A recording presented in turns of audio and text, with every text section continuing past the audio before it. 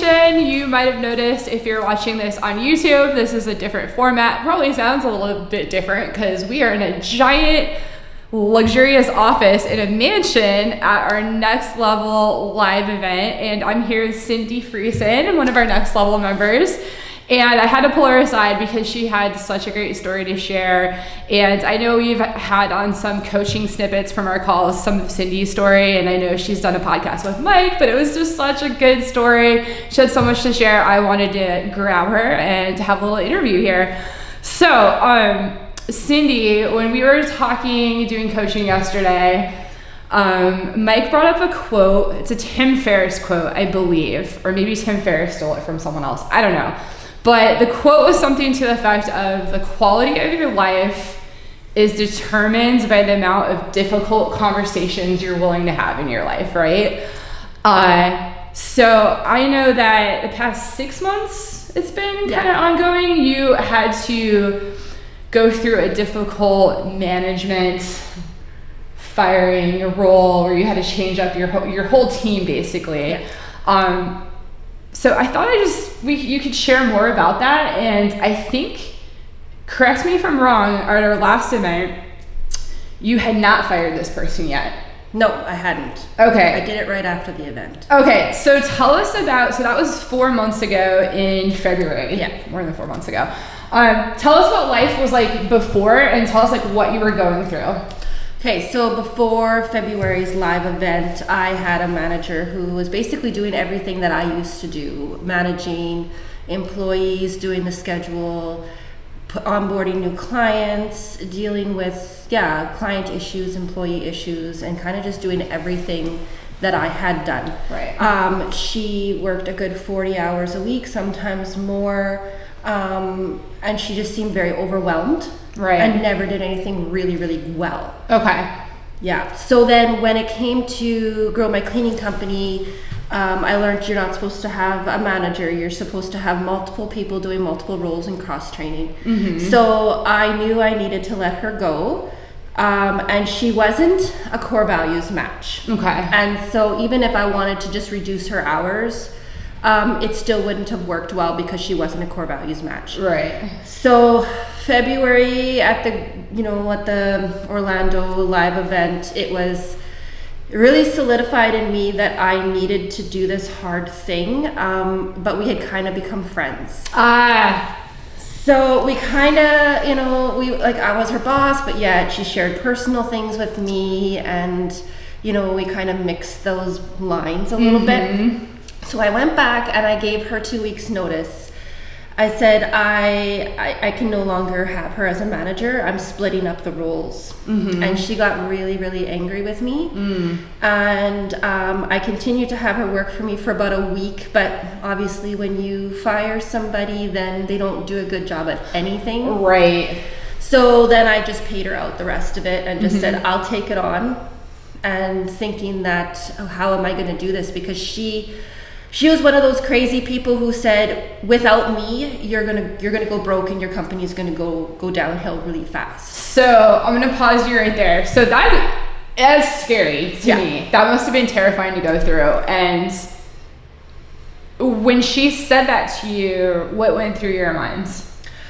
I was scared because I thought that, in my mind, I'm like, she's going to destroy everything that I made. She's going to steal my clients. She's going to talk bad about me to everybody, and I'm going to lose everybody in my company.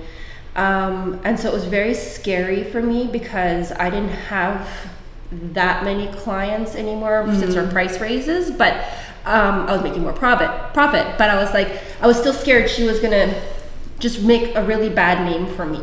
Okay, I'm going to pause you right there because you said a couple of really interesting things. So you're saying you had less clients. Yeah. But you were making more profit. Yeah, because of the price increases that Mike teaches. And you got rid of clients that were the crazy people and not core value matches and not core clients. Value matches. Yeah.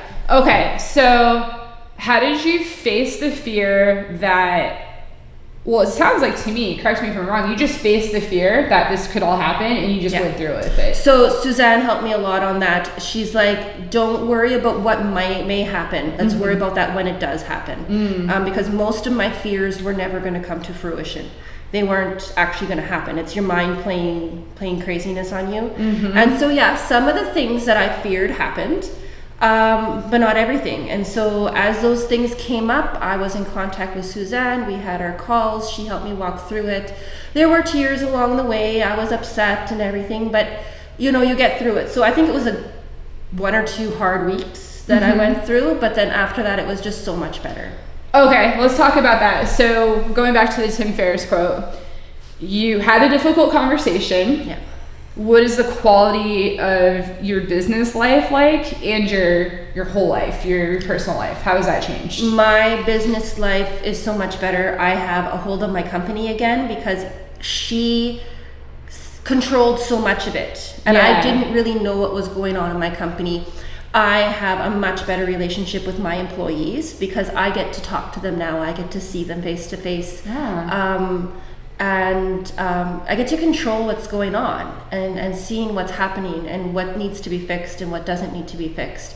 Personally, that made me grow personally a lot because if I can go through that, I can go through almost anything. Right. So,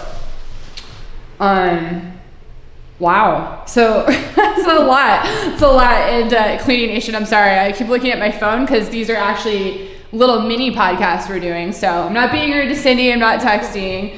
And I just realized I was probably off shot. Whatever. I'll edit this. So I feel like Cleaning Nation can relate a lot to your scenario because they might have heard some advice from Mike or Suzanne or any of our team on the podcast, and they're afraid to make that big change because their monkey mind, right? Or I forget what you referred it to, but the fear gets to them.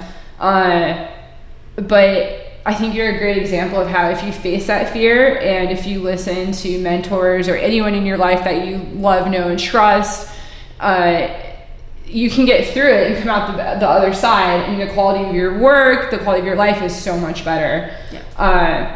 Do you feel less anxious now? I do, definitely, because I know if anything comes up in my work, in my personal life, I just have to make that decision. And I have learned not to let my monkey mind go wild. Like let's just do it, and then we'll deal with the consequences after, like with the little things that come up or whatever.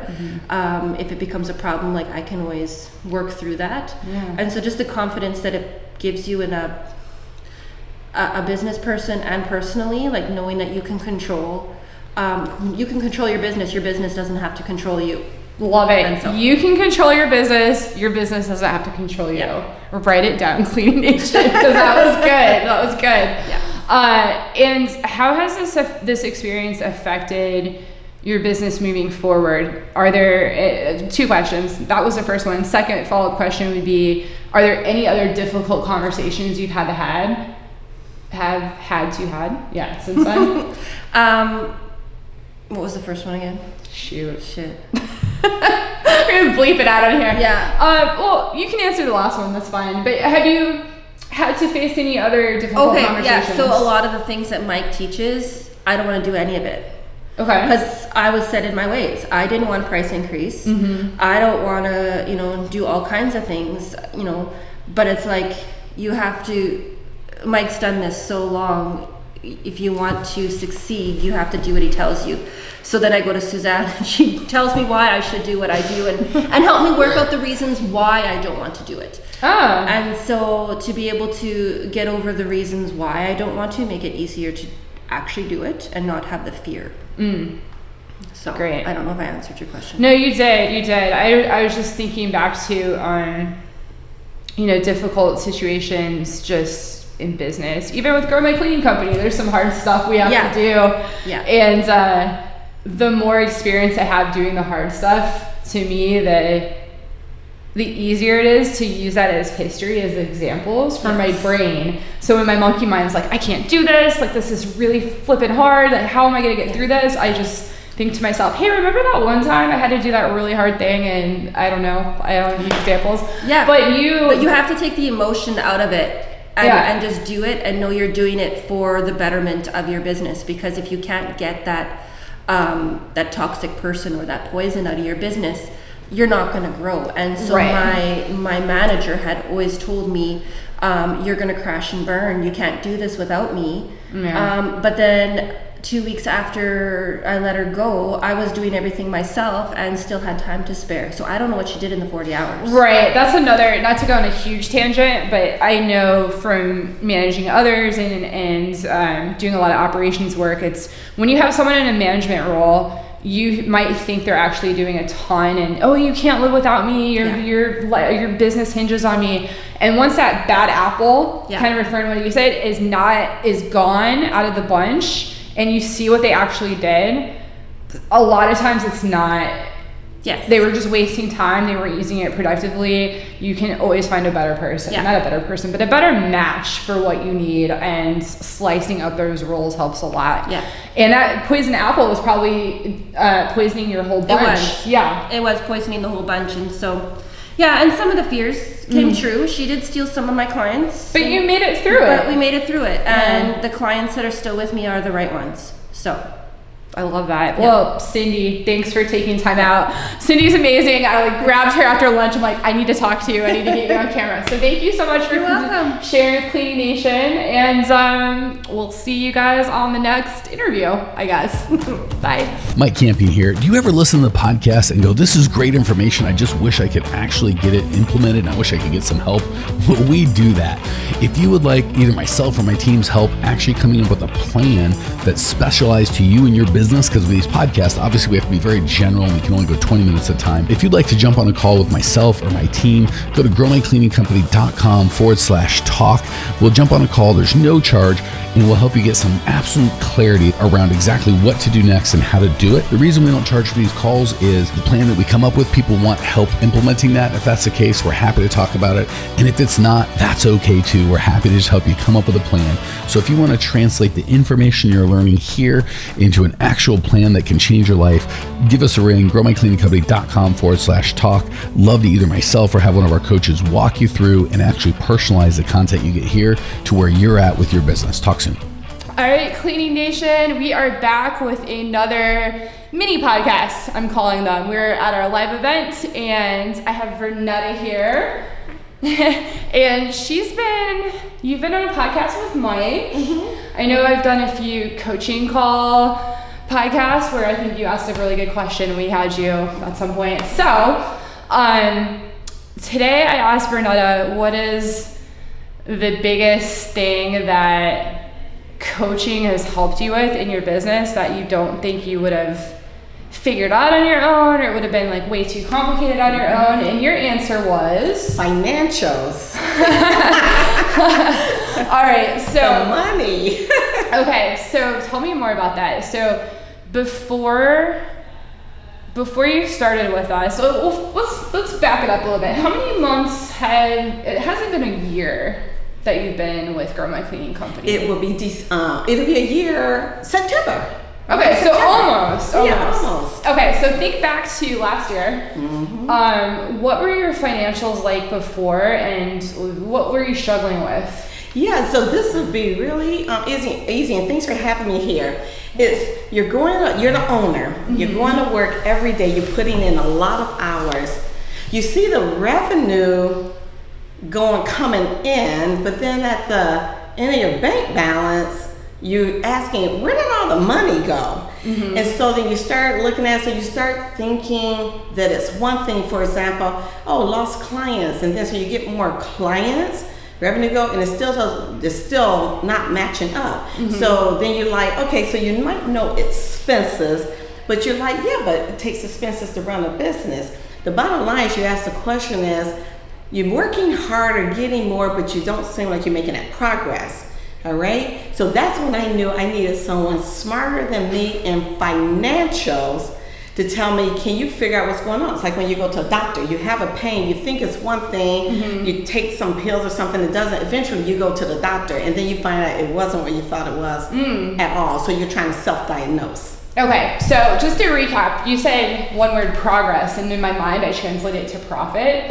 So let me say this in other words and make sure I understand what you're saying. So it sounds like before you joined up with us, you were getting clients, you were making more money, making more revenue. So you had more revenue coming in, but at the end of the day, after your expenses were out, your profit wasn't really increasing. Bingo. You're like, where's the profit? Uh-huh. And so you're trying to figure it out yourself. But it's funny, as you're growing, your expenses also kind of go up as you're growing. Right. Right? And so the biggest, and was it the biggest thing I learned here, or the thing that changed? Yeah. Well, I'll do the biggest thing I learned coming into growing my cleaning company. It taught me how much money you have coming in. I think that's not what you need to measure. You need to know your expenses and your cost of goods sold, and those are what have to be controlled. Because if you have money coming in but more going out, each month, trickle by trickle, over a certain amount of time, you're gonna go bankrupt. Right. You're gonna go out of business. So getting that under control, which is easy to do once you realize you're maybe spending too much. I give like one example. But if you think you need a warehouse full of supplies or something like that, well, no, it's kind of like in your house. You buy the groceries that you need. You don't go stock up a whole barn full of food, right? So getting the financials is the biggest thing. The other thing that I learned is it's not how much revenue you make. Right. It's how much you keep and put in your pocket. The profit that you take home. The profit you take at home. the end of the day. Because obviously you have to have some profit to pay for bills and everything, so you take home at the end of the day. Otherwise, a quote that my husband says, everyone's getting paid but us. Right. So I'm going to backtrack a little bit. So before you received the coaching from us, did you find yourself working more and more hours as you got more and more clients, but the profit wasn't moving? Was that a problem you had? Yes, because the financials wasn't solved, which I did not know that was it. I'm thinking more and more hours work harder would create more profit. That's a fallacy. It has nothing to do with it. It is that old adage, you have to work smarter. But then the question is, work smarter at what? Okay. So what was the turning point for you? So the turning point was, if I keep going this way, all the profit you have, all you're gonna have left is a bunch of debt. And so I sought out help for someone to teach how to run a business, because I knew it was more, but I just didn't know what it was. Okay. Does that make sense? It totally does. And let's get into a little nitty gritty. We don't have to see your receipts. We don't have to see your profit and loss statement. But can you give us an idea of what changes you made? Not numbers, but did you bring down your expenses? Did you get rid of clients that were costing you more money to service? And were you losing money on people? What was happening? So that's a really good question. No, the clients were not the issue at all, because I actually had a pretty good retention, and they still do. Okay. So that goes to when clients coming in, lower retention. So one of the things that changes definitely expenses. You have to ask, do I need this now? How is spending this going to help increase profit? Is this absolutely needed to support cleaners? Et cetera, et cetera. So you kind of have to, at the beginning, tamper down all of the niceties and the show and things like that. You were talking to me about coffee or something, or a bunch of stuff you did in your office that was not necessary. Giving free food, free snacks, even getting the office and having it like decorated and things like that. Of course, now you're in the business, all the cleaners are out there cleaning. They're not hanging in the office. The other thing too is you have to watch, besides the cleaners, you have to watch the support staff that you hire. So were you overstaffed, spending too much money? Way too much money. Interesting. Way too much. Having 2 assistants, and 2 assistants is $4,800 a month, doing what I could. Right. So not doing that correctly. It wasn't that I didn't need the help, but I did not need 2 assistants doing the same thing, which they were doing the scheduling. Just right? So if I had two assistants, I needed one to be like totally helping, like maybe with sales, but they were just doing that a little bit. And here's the worst part. So I have two assistants. I'm not sourcing them correctly. And as the owner, I'm still doing everything, scheduling, sales, no cleaning, but I'm still doing everything probably because I think I have to. So not knowing how to get a support staff in this business, and then staffing the support staff correctly and giving them the right job subscription, because it should be helping you, which means you should be having less work to do in that area, so you can do something else but still doing the same thing. So I couldn't fake it. So working 7 days a week, working 16 to 20 hours of those days because your eyes have to be on everything, that is costly also. Well, as a business owner, that's costly, not just in terms of money, but your mental drain and health. And when that happens, you're not thinking right and correctly. So what the biggest term for my business is understanding the financials. In other words, just revenue coming in does not mean you have profit. And then you have to know how much profit you want and back into it. Now you know the clients, the cleaners, and managing. So managing money, the takeaway, managing your money to run your business. And then you got a business so you can have money, and knowing when you can take some for yourself. Otherwise, what's the point? What's the point? What's the point? So for me, getting the financials together, then the second thing in the part of financials, it has to do with your hiring staff, because if you're having a lot of turnover in the hiring staff, you're paying money to train them, then you pay them, then you leave, then you're starting all over. If you're starting all over, then you have the clients, the leads coming in, but then you're like, I don't have anybody to clean it, and so then that's a part of the finances too, because exactly. So you summed it up a couple of sentences back pretty well, though. Here's my analogy. Here's my analogy. You're on a ship, it's like the Titanic. You're heading towards the iceberg, but you don't know how deep it is. So by the time you hit it at the base, it's very, very wide. And if you keep going and think, I'm just gonna pass this iceberg, nope, you have to get that ship, turn that ship around, and you have to get it away from the iceberg. And that the iceberg is all the things you're doing upside down and wrong. And so once your ship gets straightened, which mine is now, now these things are happening, like, oh, lost some cleaners and everything, but you're like, that's okay, I have a process. I have procedures. It's you not have the end of the systems. world. You have a system. So that's the second thing.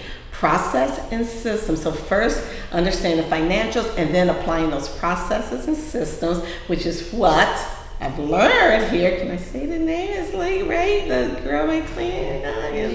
What? You I can say girl my cleaning like, company. It's not a secret. Yeah. So, Grow My Cleaning Company, and how I found Grow My Cleaning Company, I literally went on Google and I said, I'm intelligent, I'm smart, this can't be too hard. And I typed in, how do you grow a business? And that has changed it around. So now I absolutely know. So now when I set a goal, $1 million with revenue, me coming in, stuff like that, now I know it's gonna be realistic. And I no longer work 90 hours a week, and it's huge because I'm down to like 35 or 40, and the goal is like, I set a goal like in 6 months or less, 4 to 6 months, or even by the next time we meet, I want to be bragging that I'm doing 10 hours a week and getting sleep and spending time with my husband, and I've already set goals that we're going to travel every quarter. Love it. Yes. All right. I'm having a blast. Vernetta, on that note, I'm going to replay this for you at our next event. Well, she didn't tell me that, but there you Surprise. go. There you go. So thank you so much. Thank you for having me. Yeah, we appreciate you, and I think your story is gonna help someone out there in Cleaning Nation. And that's it, Cleaning Nation. We'll see you on the next one. Bye. Hey Cleaning Nation, if you dug the content you just got, we don't do any ads and I don't sell anything on this podcast, but if you would just subscribe, rate, and review, it would be huge and I'd be so appreciative. Not only is it going to help me, but you'll help other owners of cleaning companies across the world work less, make more, and get profitable. So if you appreciate the value we give, again, subscribe, rate, and review. It would mean the world to me. I'd really appreciate it. and we sure appreciate your time and attention.